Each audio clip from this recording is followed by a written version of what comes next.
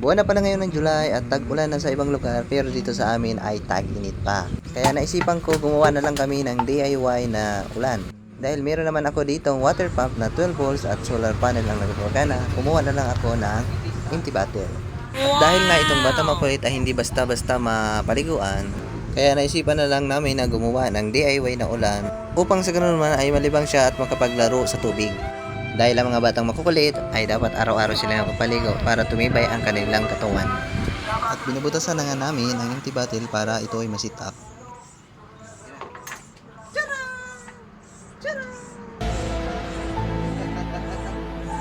Dahil nga wala pala itong pansabit, naganap muna ako at naisipan kung kumuha muna ng kaputol na alambre sa sampayan ng aming kapitbahay.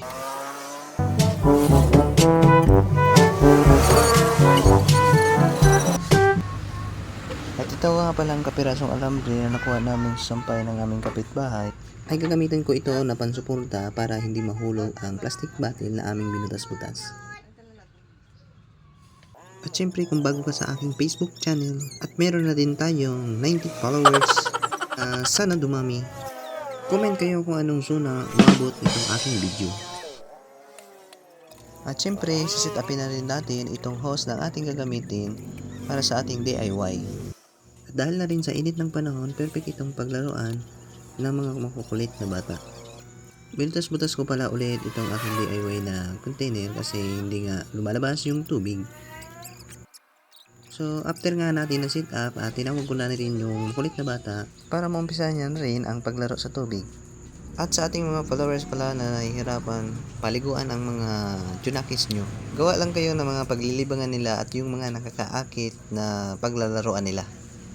Yan.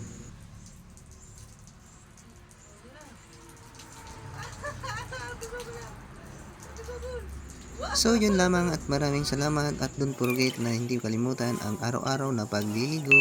Salamat!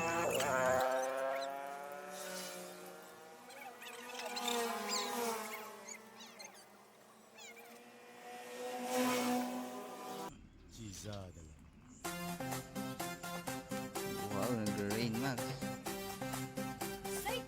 Piling sa camera, piling update.